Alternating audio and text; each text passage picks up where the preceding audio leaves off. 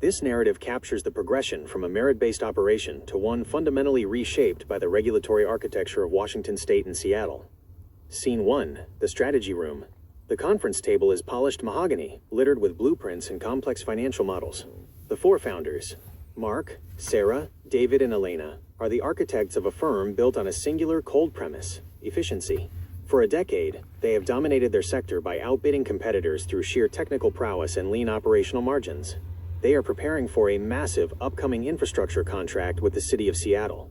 If we lean into our proprietary automation and lower our overhead by another 5%, we're a lock, Mark says, tapping the spreadsheet. The team nods. They are operating in the traditional capitalist headspace: identify the requirement, engineer the solution, and win on merit. They view themselves as the ultimate instruments of growth, driving tax revenue, creating high-skilled jobs, and delivering unmatched quality to the municipal client. The focus is entirely on the what and the how, assuming that the who is irrelevant so long as the product is superior. Scene 2, the compliance wall. The atmosphere shifts. 3 weeks later, the team is back in the same room, but the mahogany is obscured by thick binders marked Equity Impact Scorecard and Racial Equity Toolkit. A consultant from an outside agency stands at the head of the table, projecting a dashboard titled WMBE Utilization Goals. You have the technical edge, yes, the consultant says, flipping through the pages of a recent disparity study. But your firm lacks a social equity plan. The consultant explains that under the city's municipal code and the governor's executive orders, they aren't just bidding on the project. They are being audited for their demographic profile. The consultant points to the narrowly tailored requirements meant to remedy past market disparities. The team realizes their sure plan is irrelevant because the procurement rubric has been reconfigured. They are told that to even be considered, they must meet specific participation goals for minority-owned, women-owned, and veteran-owned businesses, or prove they are actively dismantling their own internal structure to align with the city's vision of social equity. Scene 3, the rational choice. The room is quiet. The founders realize the math has changed.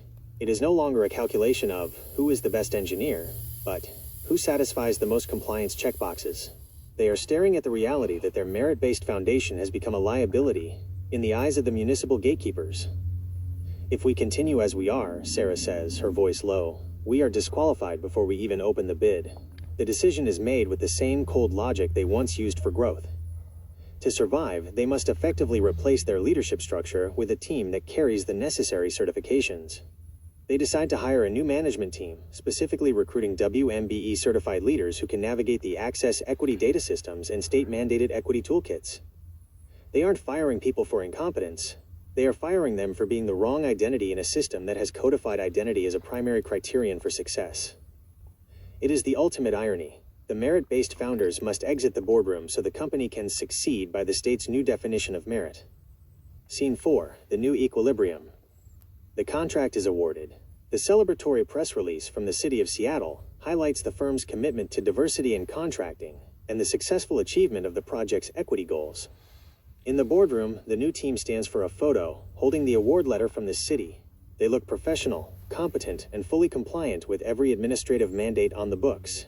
In the background, the original founders, the engineers who built the firm's technical foundation, are packing their boxes, walking out the heavy glass doors for the final time. The company has won the contract, the tax dollars will flow, and the equity metrics have been satisfied. The business is successful by the government standards, but the core engine of the firm, the specific group of people whose initiative and merit built it, has been replaced by the system itself. The firm remains, but it is now a creature of the mandate, a vessel for policy rather than an engine of original enterprise.